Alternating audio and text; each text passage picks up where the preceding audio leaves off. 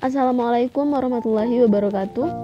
Kami dari kelompok 12 yang beranggotakan Mufidah Insyirah Mulyawan, NIM D73219054, dan saya sendiri Elwa Maziah, NIM D93219073, akan mempresentasikan makalah kami yang berjudul Pelaksanaan Audit.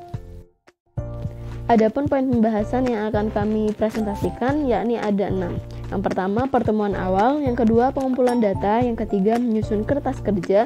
Yang keempat, mengklasifikasi hasil observasi. Yang kelima, pengelolaan proses audit. Dan yang terakhir, pertemuan akhir. Baik, poin pertama yang akan saya jelaskan yakni mengenai pertemuan awal. Pertemuan awal pelaksanaan audit di sini merupakan hal-hal yang perlu dilaksanakan sebelum pelaksanaan audit dilakukan. Adapun hal-hal yang perlu dilaksanakan sebelum pelaksanaan audit di sini ada 3. Yang pertama, memilih auditor. Auditor yang dipilih di sini dipilih sesuai dengan syarat dan ketentuan yang telah ditetapkan dan yang tentunya ahli di bidangnya. Lalu yang kedua, membentuk tim auditor. Jadi auditing di sini tidak hanya dilakukan oleh satu auditor saja, melainkan dilakukan oleh beberapa auditor yang dibentuk dalam satu tim. Lalu yang terakhir, melakukan perencanaan pelaksanaan audit. Perencanaan pelaksanaan audit ini meliputi pembagian tugas dan kesepakatan, desk evaluation, penetapan dan komunikasi jadwal visitasi atau audit kepatuhan, pengisian evaluasi persiapan dan pelaksanaan audit, finalisasi dan penyampaian laporan audit kepada pengelola atau stakeholder. Selanjutnya, poin yang akan dijelaskan yakni mengenai pengumpulan data. Pengumpulan data di sini merupakan data-data yang menjadi bukti audit.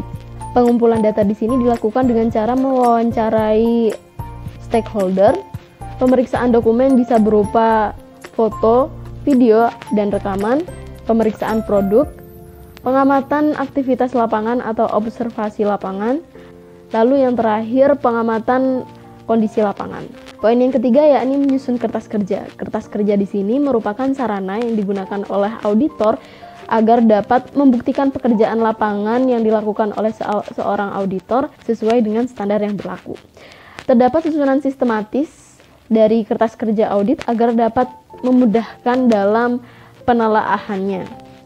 Yang pertama yakni draft laporan audit, yang kedua laporan keuangan auditan, yang ketiga ringkasan informasi bagi penelaah, yang keempat program audit, yang kelima laporan keuangan atas neraca jalur yang dibuat klien, yang keenam ringkasan jurnal penyesuaian, yang ketujuh working trial balance, yang kedelapan daftar utama, lalu yang terakhir daftar pendukung. Selanjutnya akan dijelaskan oleh rekan saya. Baik, selanjutnya yaitu klasifikasi hasil observasi. Klasifikasi adalah penyusunan bersistem dalam kelompok atau golongan menurut kaidah atau standar yang ditetapkan. Ada 5 klasifikasi hasil observasi, yaitu sifat, ciri-ciri, fungsi, tujuan, dan struktur laporan hasil observasi. Kemudian selanjutnya ada pengelolaan proses audit. Pengelolaan proses audit merupakan pemeriksaan terhadap proses untuk menentukan apakah prosesnya sesuai dengan persyaratan proses.